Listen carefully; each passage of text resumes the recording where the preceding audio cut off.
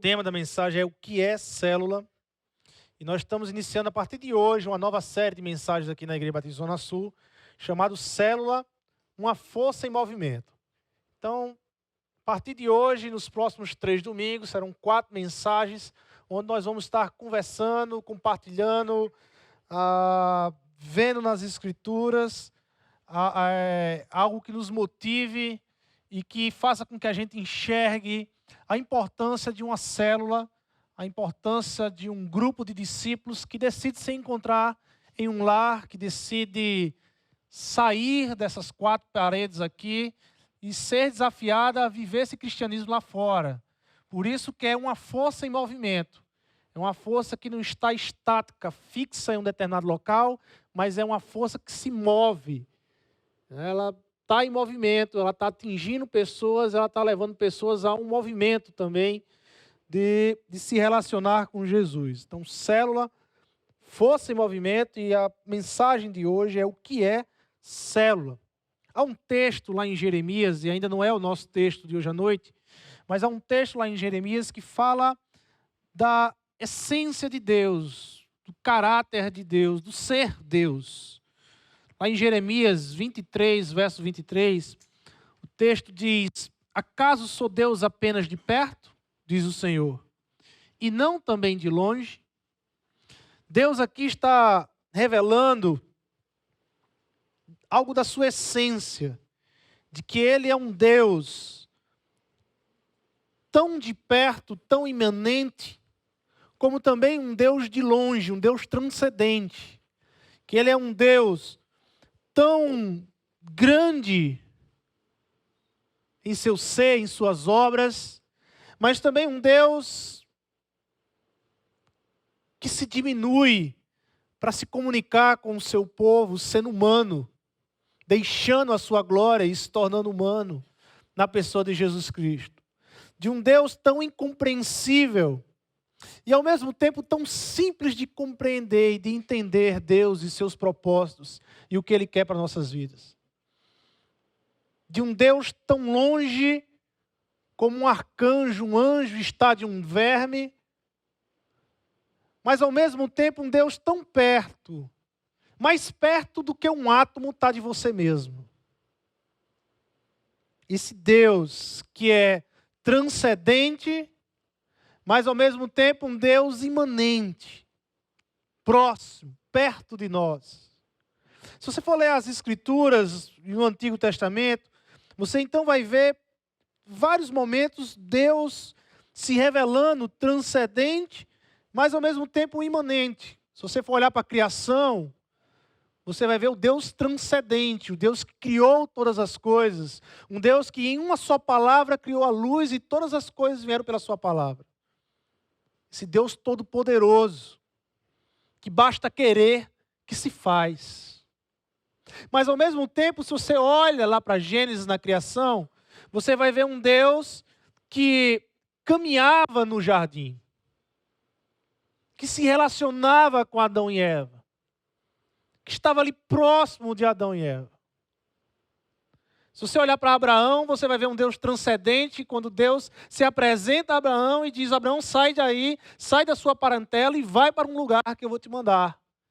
E prontamente Abraão responde: sim, pois eu entendi esse Deus todo-poderoso e transcendente sobre a vida dele. Um Deus que faz uma promessa a Abraão, que diante da lógica humana era impossível acontecer, na idade que Abraão recebe essa promessa de ser pai, de a partir dele gerar uma grande nação. Mas de um Deus que mostrou esse poder a Abraão. Aquilo que é impossível ao homem é possível a mim, porque eu sou um Deus transcendente. Eu sou um Deus de poder. Eu sou um Deus em que nenhum limite, nenhuma cerca, nem nada pode me limitar. Eu sou um Deus que transcende a física, a química, a biologia. E quando eu quero mostrar minha transcendência, nada disso vale diante de mim. Mas ao mesmo tempo um Deus imanente. Quando Abraão estava na dúvida da promessa e 3 anjos o visitam. E Abraão prepara uma comida um grande jantar para receber aqueles convidados especiais, onde vieram para confirmar o coração de Abraão. Abraão, a promessa está de pé.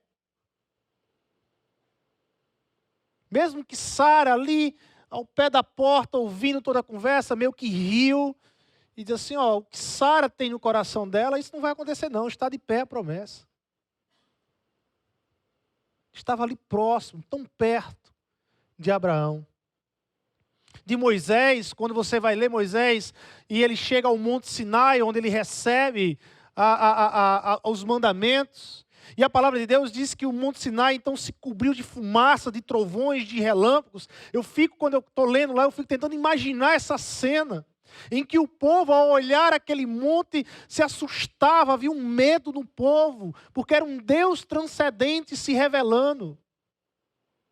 Mas ao mesmo tempo, esse Deus que prepara uma tenda do encontro, e que se encontrava com Moisés e com o povo ali na tenda do encontro, tão perto, tão juntinho deles, tão perto deles.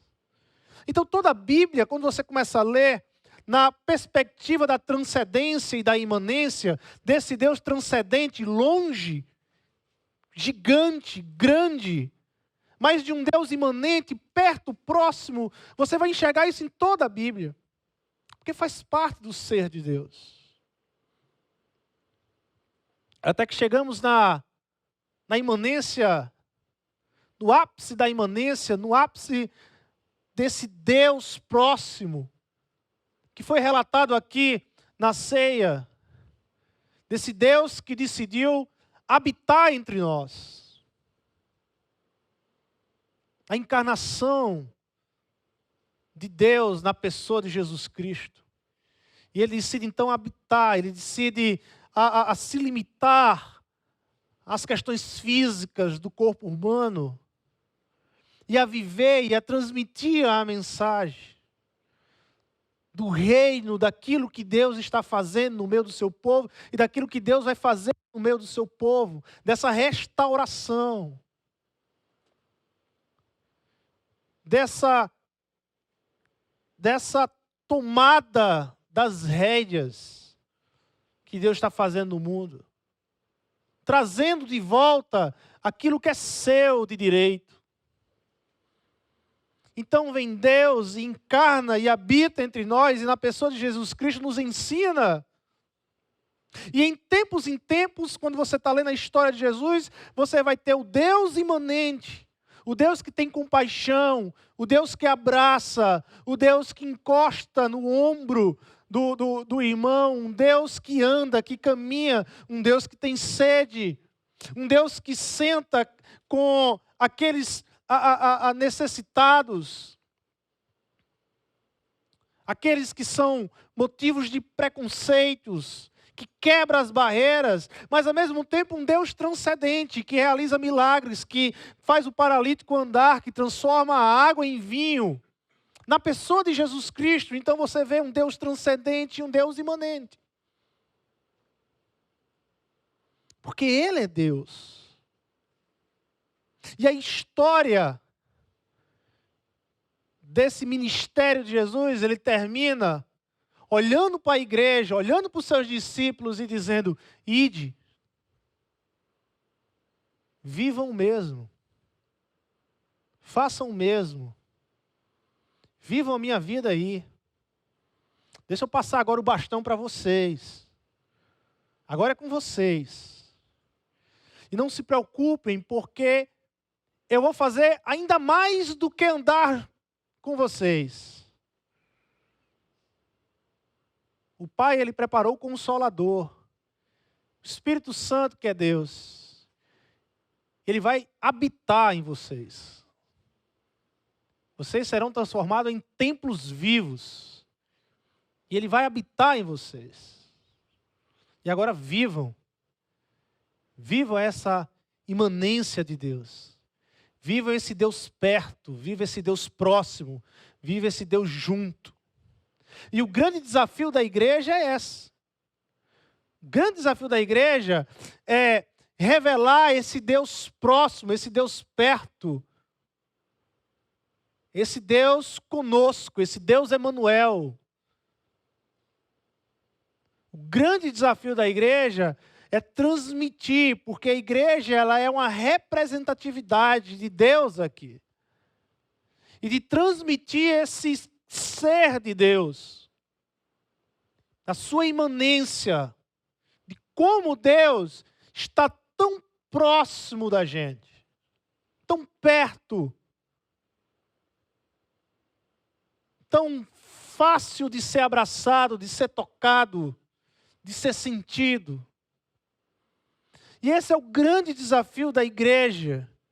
E a célula é uma oportunidade que Deus nos dá para transmitir de uma forma intensa, forte, essa imanência, essa presença real de Deus, com amor, com cuidado, com restauração, com saber ouvir o próximo, como sentir a dor do próximo. De grande oportunidade é a célula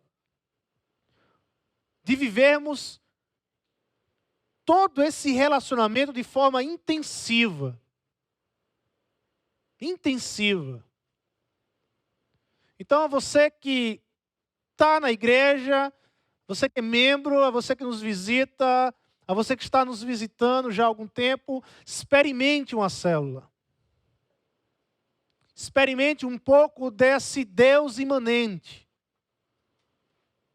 desse Deus conosco, desse Deus próximo, desse Deus que abraça, que cuida, que ama, que chora, que ri, desse Deus próximo de nós.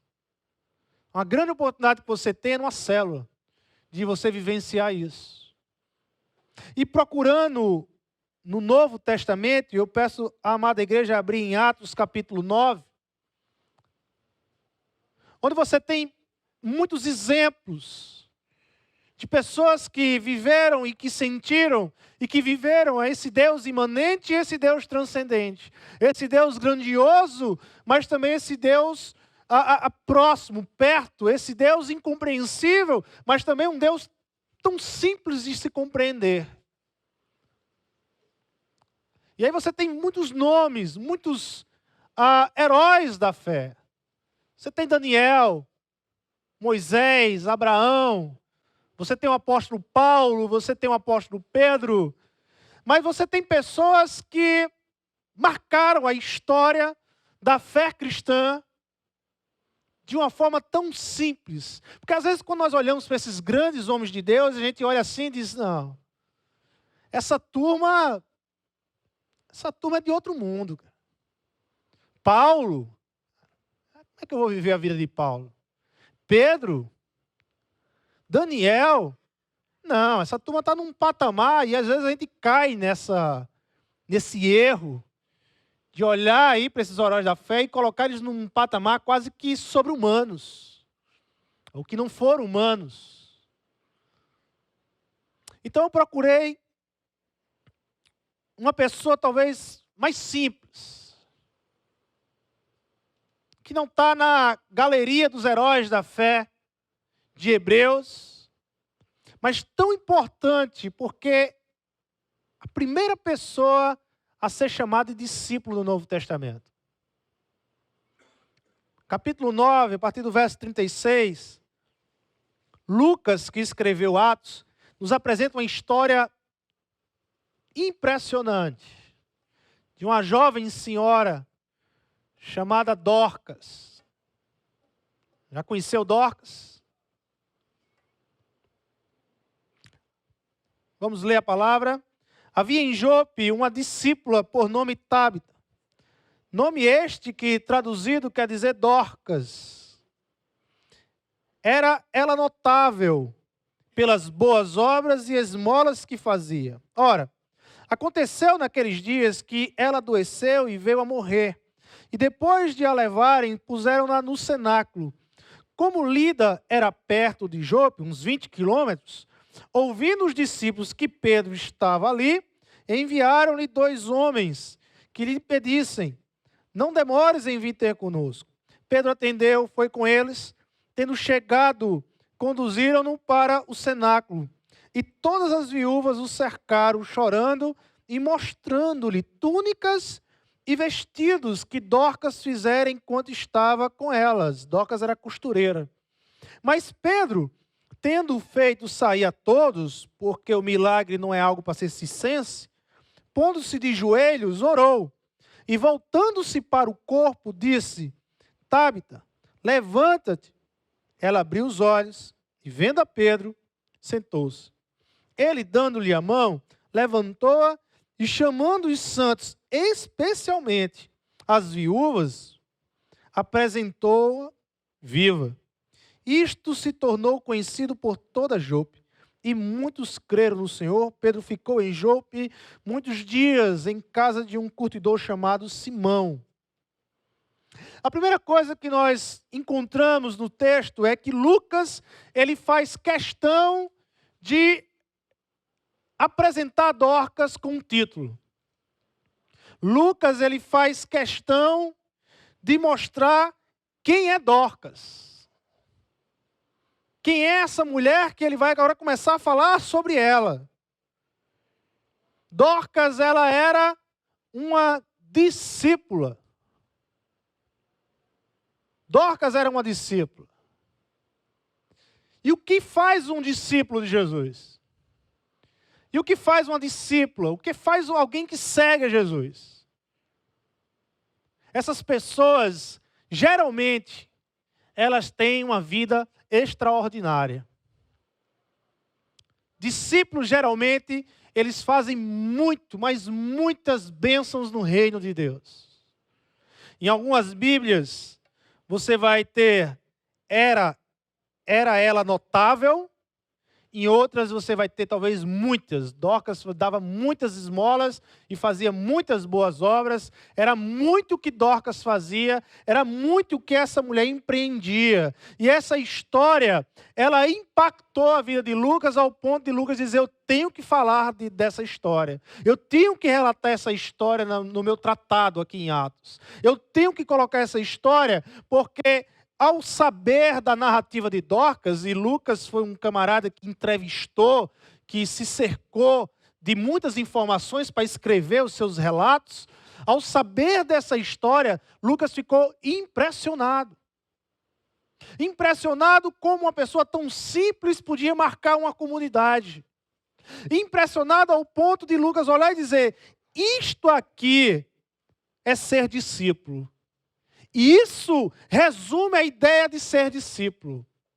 Então, havia em Jope uma discípula. Eu preciso dizer para aqueles que vão ler Atos que Dorcas era verdadeiramente uma discípula de Jesus. Ela vive uma vida acima da mediocridade. Ela vive uma vida notável. A palavra notável é que aparecia, algo que se nota, que chama a atenção, que sinaliza. E a vida de Dorcas era um sinal do reino de Deus em Jope. Naquela comunidade de Jope. Naquela igreja do Senhor que estava em Jope. Ela era um sinal desse reino de Deus. É um sinal. E o que é uma célula? Uma célula é um encontro de discípulos. Uma célula é quando alguns discípulos decidem se encontrar fora daqui, fora dessa parede, fora desse prédio, e eles decidem se encontrar lá fora. E o que é que faz uma célula de discípulos?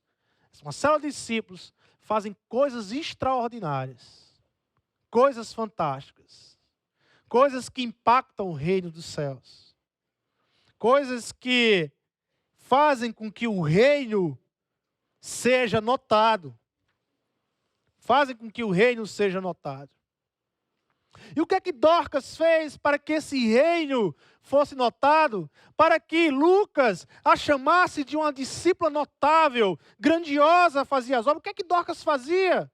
Boas obras e esmolas. Dorcas, ela tem muito o que nos ensinar com a sua simplicidade, meus irmãos. Tem muito o que nos ensinar o que é viver e o que é ser discípulo. Havia um tempo, e eu sei que no meio evangélico, há alguns jargões que nos identificavam, e que ao passar do tempo isso foi se perdendo, ou foi se diminuindo, ou foi perdendo a credibilidade. Antes, tempos atrás, nós éramos identificados como protestantes. Havia outros tempos que nos chamavam de evangélicos. Outros que nos chamavam de crentes, lá vamos crentes. Mas nada se compara ao título de discípulo de Jesus Cristo. Ser discípulo. Ter um relacionamento de Jesus com Jesus de discípulo. Um relacionamento de discípulo para com o mestre, Jesus Cristo. Não um relacionamento religioso. Não um relacionamento religioso. Não um relacionamento de interesses com Jesus. Não ser um devoto de Jesus Cristo. Porque o devoto é isso. O devoto é aquele que busca Jesus para obter benefícios. Que quer Jesus ao seu lado para obter benefícios para ele, materiais, conquistas pessoais. O discípulo não. O discípulo quer imitar Jesus. O discípulo segue Jesus simplesmente por entender que Jesus é mestre e Senhor. Aquele que lhe deu a salvação. E ele precisa imitar Jesus ao máximo que puder. O discípulo é aquele que se relaciona com Jesus sem interesse algum material e nem pessoal. Porque o discípulo é aquele que entende o chamado do reino de Deus. De que o reino de Deus é muito mais olhar para o próximo do que para si mesmo. O discípulo é aquele que tem um coração ardente para viver o reino de Deus. E não o seu reino, mas o reino que é de Deus. E que pertence a Ele. E que tem normas, que tem regras e que tem condutas muito claras na Bíblia. O discípulo é aquele que tem um coração ardente por isso. Dorcas, ela enxergava a necessidade de quem estava à sua volta. Dorcas, ela entendia que havia um grupo de viúvas que tinham a necessidade de roupa. Algo tão básico. E é interessante, porque lá em Mateus, capítulo 6, o Senhor Jesus ele vai dizer, olha, buscar em primeiro lugar o reino de Deus, porque todas as outras demais coisas serão acrescentadas. E se você ler o texto, você vai entender que Jesus está falando de comida e da necessidade de se vestir, das simples necessidades básicas. E que nessa comunidade de Jope existia um grupo de irmãs em Cristo Jesus que estava tendo dificuldade com as suas necessidades básicas, que era roupa, de ter o que se vestir. E Dorcas, ela passa a ser esse instrumento da afirmação de que Jesus disse lá em Mateus capítulo 6, de que nem roupa e nem alimento vai te faltar.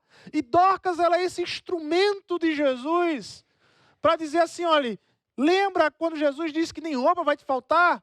Pois eu fiz algumas roupas para vocês aqui. Eu fiz algumas roupas para vocês aqui. Eu entendi, eu sei a necessidade de vocês. Agora você pode se perguntar, como é que Dorcas soube da necessidade dessas viúvas? Como é que Dorcas ficou sabendo que havia um grupo de viúvas que não tinha nem o que se vestir? Dorcas estava perto, irmão. Dorcas estava próximo. Dorcas, ela estava próximo, tão próximo ao ponto dela notar as dificuldades. Tão próximo ao ponto dela escutar as dificuldades daquelas viúvas. Em uma célula, é assim. Estamos pertinho uns dos outros. Não existe oportunidade melhor de abrirmos o nosso coração, de compartilhar a nossa vida, das coisas que Deus tem feito nas nossas vidas, mas compartilhar também do que está se faltando em nós, das nossas lutas, das nossas dificuldades. E eu só vou conseguir saber da luta do irmão se eu parar para ouvir o irmão. E não é num culto de domingo à noite, como estamos aqui, que você vai falar das suas lutas e das suas dificuldades. Aqui nós viemos com a intenção de cultuar a Deus, de adorar o Senhor, de agradecer, de celebrar a semana maravilhosa que Deus nos deu. Os livramentos, o sustento de Deus, a guarda do Senhor, e todos nós juntos reconhecendo esse Deus transcendente que age no meio de nós. Mas nas células, nós festejamos e celebramos um Deus imanente, um Deus que sente a nossa dor, um Deus que nos escuta, um Deus que está pronto a agir diante das nossas necessidades, Eu me lembro de um grupo de célula que eu participei alguns anos atrás e que teve uma história que me impactou muito. De um irmão dessa célula, ele ficou desempregado. A empresa fechou. E chegou um ponto em que ele não tinha mais como manter o carro, e ele ia vender o carro porque ele abriu o coração na célula dizendo, isso aqui é luxo, e eu vou vender o carro. E essa célula, então, esse grupo de irmãos depois se juntaram e disseram, mas o carro é a forma com que ele tem de levar para a igreja. Ele tem uma criança pequena. O carro para ele não é luxo, é uma necessidade. O que é que nós vamos fazer? Então Deus tocou no coração daquela célula, e até o tempo dele arrumar um emprego, aquela célula pagou a prestação do carro e dava uma feira completa para a casa dele. Conversando com esse irmão há algum tempo, ele disse que aquilo foi como Deus tivesse dito a ele, não se preocupe, entenda de uma vez por todas, eu estou aqui, eu te amo. Você pode passar um ano pregando mensagem de amor para aquele irmão. Nada foi mais forte do que a experiência do Deus tão perto, do Deus imanente. A célula é essa oportunidade que você tem de estar sentindo essa presença de um Deus perto, de um Deus próximo. Aí na frente, na sua cadeira, tem um formulário de preencher célula. Se você não participa de uma célula, preenche hoje. Vai lá, preenche.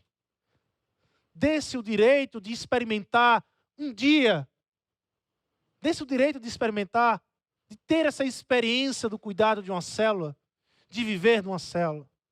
Dê-se o direito. Preencha, coloca o dia que você pode, coloca aí a hora, dia, e tem tudo preenchido. Faz o preenchimento e entrega na secretaria. E tenha essa experiência na sua vida. O que é que Dorcas tinha para oferecer para aquelas viúvas, irmãos? Às vezes a gente fica pensando assim, mas eu não posso, eu não tenho condições. Como é que eu vou ajudar o irmão que necessita? Como é que eu vou ajudar? Não, Arthur, você não entende a minha vida. Eu é que preciso, eu é que necessito. O outro não, eu não tenho nem o que oferecer. Dorcas, ela tinha uma agulha e uma linha. E ela pegou uma agulha e uma linha. E ela colocou assim nas mãos de Deus. Está aqui, Senhor, é o que eu tenho. Aonde é que o Senhor quer que eu seja bênção no meio da comunidade? Aonde é que você quer que eu abençoe a comunidade? E Deus colocou no coração dela. Costura, faz roupas para aquelas que não têm roupa. Usa da sua simplicidade. Põe diante de Deus a sua simplicidade. Você acha que você não tem nada? Põe diante de Deus esse nada que você acha, para você ver como Deus vai se transformar num tudo e numa bênção na vida do próximo. Põe diante de Deus. Põe esse coração desejoso de servir diante de Deus. Senhor, eu quero servir. Eu quero servir. Eu sei que hoje tem líderes de células aqui, pessoas de células. Então você tem que se perguntar, o que é que sua célula tem para oferecer? O que é que sua célula pode oferecer ao próximo? O que é que a sua célula pode impactar a vida do próximo? O que é que vocês têm para ser bênção na vida do próximo? Coloca isso diante de Deus. Coloca esse desejo diante de Deus. Coloca esse desejo. Senhor, eu quero ser bênção na minha célula. Eu quero abençoar. Mas eu não estou conseguindo enxergar. Põe isso para que Deus direcione você. Para que Deus use os seus dons. Que Deus te deu para ser bênção na sua célula. para abençoar a sua célula, para edificar, porque é para isso que recebemos os dons do Espírito Santo, para edificarmos a igreja do Senhor, para edificarmos a igreja que está lá na sua casa, para edificar essa igreja. E o que é que aconteceu com Dorcas na nossa leitura? Aconteceu que ela adoeceu e morreu. Sabe uma coisa, irmãos? Dorcas fez falta àquela comunidade. Dorcas fez falta de uma forma tal que os irmãos daquela comunidade se juntaram, sabiam que Pedro estava num local ali muito próximo, a 20 quilômetros mais ou menos. Olha, vai lá, Pedro, chama Pedro aqui e pede a Pedro, porque já chegou até nós notícias de que os apóstolos estão fazendo maravilhas, de que Deus tem usado e feito maravilhas com eles. Traz Pedro para cá, para ver o que Pedro pode fazer, porque nós não podemos ficar sem Dorcas. Porque Dorcas nos faz falta. Porque quando Pedro chega naquela comunidade, ele se depara com a comunidade chorando a falta de Dorcas. Ele se depara com as viúvas mostrando o trabalho de Dorcas, o serviço de Dorcas. Então manda chamar uma igreja. Você já imaginou uma igreja sem célula? Uma igreja que se trata de domingo a domingo. Uma igreja que só se vê domingo. Acabou aqui o culto, ou para casa, até domingo que vem. Uma igreja que não se aprofunda nos relacionamentos.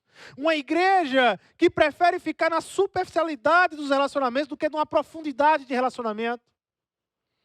Uma igreja que se contenta em amar apenas com os olhos e não com o gesto. Imagina. Nós fomos chamados para vivermos intensamente o reino de Deus. Porque esse reino se expressou até nós de forma intensa. É ou não é? Olha para a vida de Jesus. É impossível alguém olhar a vida de Jesus, ler sobre a vida de Jesus e a obra de Jesus Cristo e não dizer que Jesus amou de forma intensa aqueles que são seus. De forma intensa ele amou a sua igreja. Como podemos falar da vida de Jesus tirando a cruz? Não, a cruz faz parte do amor. A ressurreição faz parte do amor. Os lamentos faz parte do amor. Quebrando as barreiras do preconceito, quando ele se senta com a samaritana, faz parte do amor. Então, se Jesus, ele nos amou de forma intensa, e ele viveu o reino intensamente, porque Jesus é o reino. E quando ele diz, ide, façam o mesmo, o que é que a igreja tem que fazer? Nós temos que viver intensamente o reino de Deus.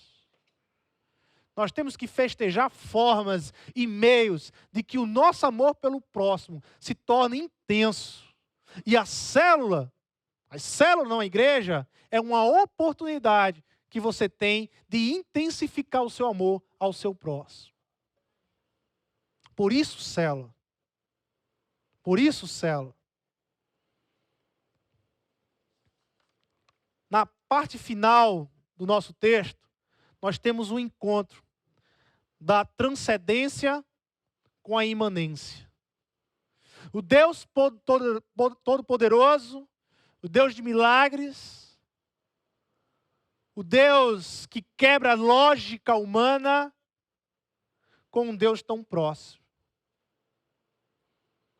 Pedro ressuscita Dorcas. O Deus transcendente se apresenta ali em Jope. O Deus transcendente diz, nem a morte é limite para a minha ação. Quando eu quero agir, quando eu decido agir, quando eu quero que as coisas se façam, assim vão se fazer as coisas. E eu quero que Dorcas, a minha serva, volte a viver e volte a viver a minha imanência em Jope. É a transcendência a favor da imanência. É o Deus Todo-Poderoso chamando Dorcas a continue a sua vida de discípula. Continua mais um tempo a sua vida de discípula. Continua impactando essas pessoas. O que Dorcas nos ensina, quando eu olho para Dorcas, é que ela não era aquela mulher, aquela discípula, aquela mulher que estava o tempo todo preocupado em enxergar a transcendência de Deus, em enxergar os milagres, o poder. Ela não era daquelas que ficava pulando de igreja em igreja, atrás das novidades, atrás do, onde é que tem um poder, onde é que tem revelação, onde é que tem anjos aí, eu quero ver essa transcendência, eu necessito dessa transcendência para fortalecer minha fé. Não. Dorcas era tão simples, mas era discípula. Dorcas vivia o ser discípulo. Dorcas vivia o dia a dia de ser discípula, até que um dia ela se encontrou com a transcendência de Deus, até que um dia ela se encontrou com esse Deus Todo-Poderoso. E assim temos que ser nós. Vivemos o discípulo diário, vivemos essa imanência dia a dia, até que um dia podemos nos encontrar de repente com a transcendência de Deus. Até que um dia Deus resolve mostrar a nós a sua transcendência, as suas ações, que nos deixa olhando diante daquelas ações e dizer, meu Deus, o que é isso? Eu não acredito que isso está acontecendo, só pode ser o Senhor. Mas enquanto vivemos o ser discípulo, Deus pode ou não pode mostrar a sua transcendência. Mas é enquanto vivemos o ser discípulo. Enquanto vivemos o ser discípulo. E é interessante, toda essa história da imanência de Deus em Dorcas e da transcendência na ressurreição de Dorcas, ela converge a um ponto, ao versículo 42. Porque essa história dessa discípula se tornou conhecida por toda Jope. E muitos creram no Senhor. Muitos creram no Senhor. Não creram em Pedro, não creram em Dorcas, porque quando você tem discípulos vivendo o dia a dia de ser discípulo, quem é enaltecido, quem aparece, é o Senhor Jesus. As fotos estão ao reconhecimento do Senhor Jesus. Porque se vivemos esse ser discípulo, se somos discípulos, é graças à obra do nosso Senhor Jesus Cristo. É graças à obra do nosso Senhor Jesus Cristo. Então, o que é célula? O que é uma célula na igreja? É uma oportunidade de mostrarmos o Deus imanente. É uma oportunidade que a igreja tem de mostrar um Deus tão perto. Um Deus que cuida, um Deus que enxerga aquele que necessita, um Deus que conhece a dor, um Deus que chora, um Deus que se alegra, um Deus que nos abraça. É a oportunidade de, como igreja, nós mostrarmos, revelarmos esse Deus que está tão próximo de nós. O mundo passa por muitas crises. Muitas crises. O Brasil passa por crises. Mas, sinceramente, olhando para as crises que eu vejo no mundo, para mim a maior crise é a crise humana. A crise humanitária. O ser humano perdeu aquele básico de olhar para o seu próximo, da mesma raça, mesmo ser humano, e perdemos a capacidade de amar. Para mim, a crise que ocorre na Europa,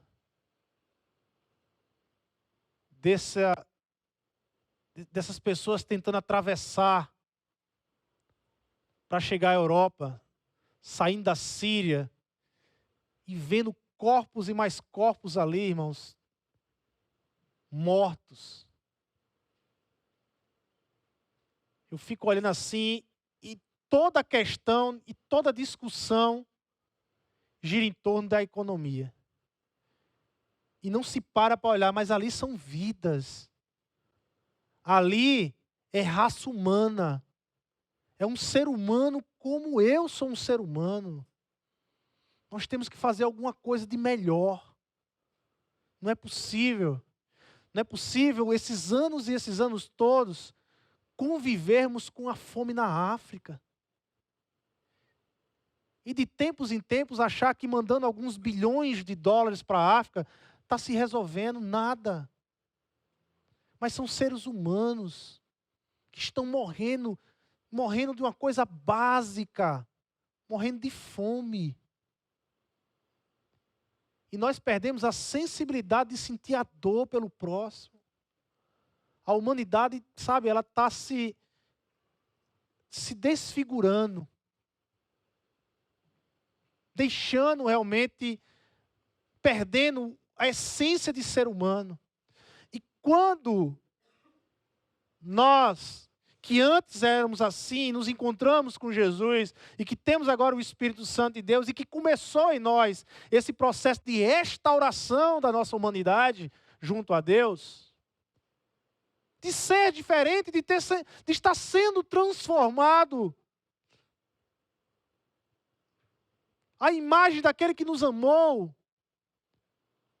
Se nós não conseguimos amar o próximo, se perdemos essa sensibilidade, então, sinceramente, nós não podemos carregar o título de ser discípulo de Jesus.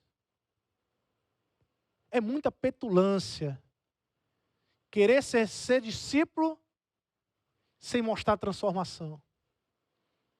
Quem foi que disse que se pode ser discípulo sem mudança de conduta? Quem foi que disse que você pode ser chamado discípulo sem conseguir ao menos amar o seu próximo? Quem foi que disse que você pode ser chamado de discípulo sem levar Jesus a sério, sem levar o reino de Deus a sério? Quem foi que disse que você pode ser discípulo se você não quer servir? Quem foi que disse isso, irmãos? A Bíblia que não foi. A palavra de Deus que não foi. Quem disse isso está te enganando. A Bíblia diz que se você quer ser discípulo, você serve. A Bíblia diz que se você é discípulo, você ama o seu próximo. A Bíblia diz que se você é discípulo, você se entrega ao reino de Deus. Eu não estou falando de perfeição, e nem de ser perfeito, mas eu estou falando de uma caminhada. De algo que não é estático, de algo que não é parado, mas é algo que se movimenta. Por isso que a célula, ela pode ser, na sua vida, uma força em movimento. Ela pode ser, na sua vida, essa oportunidade de você expressar o quanto você está sendo transformado ao se relacionar com Jesus. Amém? Vamos orar a Deus e agradecer ao Senhor.